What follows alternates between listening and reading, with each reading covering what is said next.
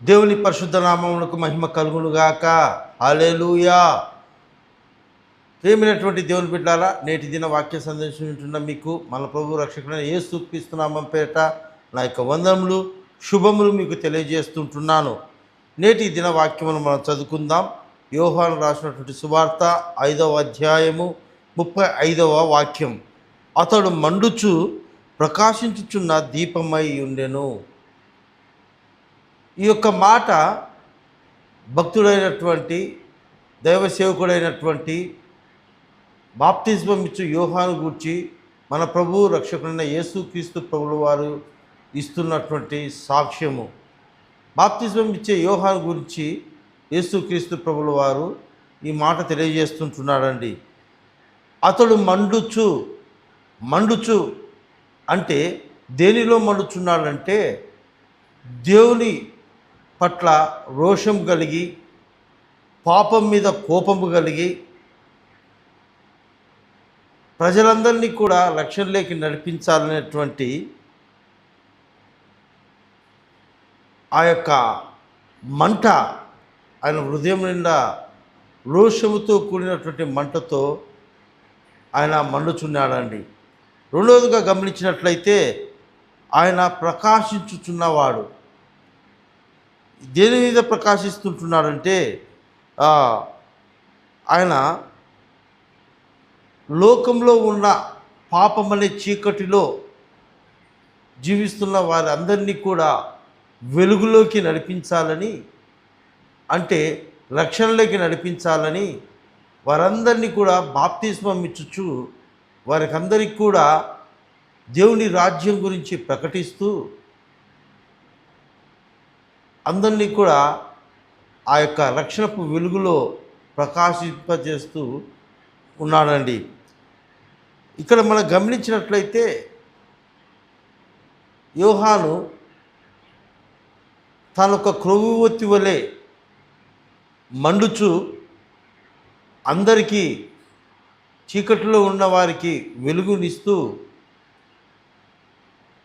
ఆ యొక్క క్రొవ్వొత్తి ఏ రీతిగా మంటించబడినప్పుడు ఎలా కరిగిపోతుందో, తన సుఖ జీవితాలు కూడా, సంతోషాలు కూడా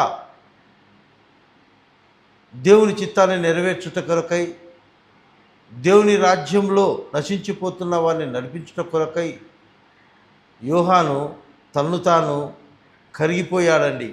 తన్ను తాను కరిగించుకొని మండుచు అనేక నశించిపోతున్న ఆత్మలకు సువార్త ప్రకటిస్తూ బాప్తిజం ఇచ్చుకుంటూ రోషం కలిగినటువంటి సేవకుడుగా ఉన్నాడండి.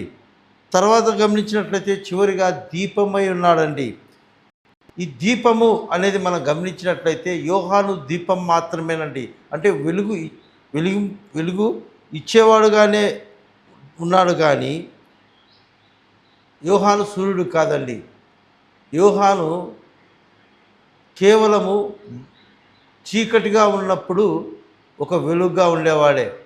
సూర్యుడు ఉదయించినప్పుడు ఆ దీపము ఆరిపోయినది. అంటే సూర్యుడు మన యేసుక్రీస్తు ప్రభుల వారండి. ఈ యొక్క చీకటితో ఉన్నటువంటి లోకంలో సూర్యుడు ఉదయించేంత వరకు, అంటే ఆ యొక్క పాపములో ఉంటున్నటువంటి మనుషులను వెలుగులోనికి నడిపించేదానికి సూర్యుడు ఉదయించేంత వరకు యోహాను ఒక దీపముగా ప్రకాశించాడండి, మండుచుండు వచ్చాడు. కనుక యేసుక్రీస్తు ప్రభుల వారు లోకరక్షకుడిగా రాగలుటకు ఒక దారిని ఏర్పాటు చేసిన వాడుగా యోహాను చూస్తూ ఉంటాం.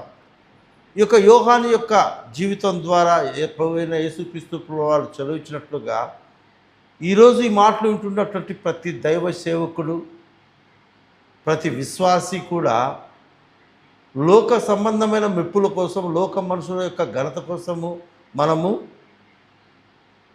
జీవించకూడదండి. బాప్తిజం ఇచ్చు యోహాను వలె దేవుని రాజ్యం కొరకు పౌరుషం కలిగిన వారముగా, ఆ సత్యాన్ని తెలుసుకొని వింటూ గ్రహించిన వారముగా మనము ప్రకటిస్తూ ఉండాలి.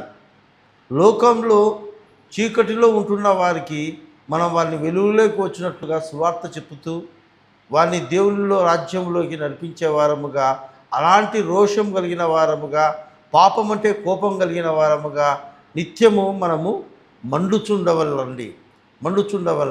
అంతేకాకుండా మనము చీకటిలో ఉన్నవారికి వెలుగునిచ్చే వారముగా మనం ప్రకాశిస్తూ ఉండాలి.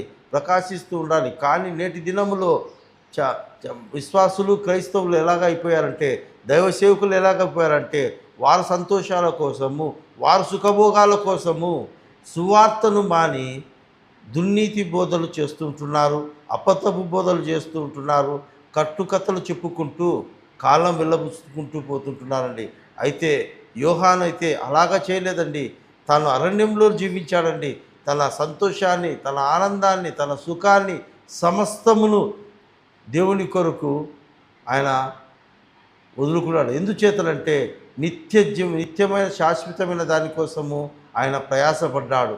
ఈరోజు నీవు నేను కూడా ఈ మాట ఉంటున్న మనమందరం కూడా యోహాను వలె రోషం కలిగిన వారముగా మనం ఎందుకు జన్మించామో, దేవుడు ఎందుకు మనల్ని ఈ భూలోకంలో ఉంచాడో, మనం చనిపోయిన తర్వాత మనం ఎక్కడికి వెళ్తామో, ఎలాంటి శాశ్వతమైన దానికోసం మనం స్వతంత్రించుకుంటామో మనం తెలుసుకొని జ్ఞానం కలిగి ఆ రీతిగా మనం పౌరుషంతో జీవించి చీకటిలో ఉన్న వారిని వెలుగులోకి నడిపించినట్లుగా మనము దేవుని సువార్తను ప్రకటిస్తూ యోహాను వలె ప్రకాశిస్తూ దీపముగా ఉండాలండి.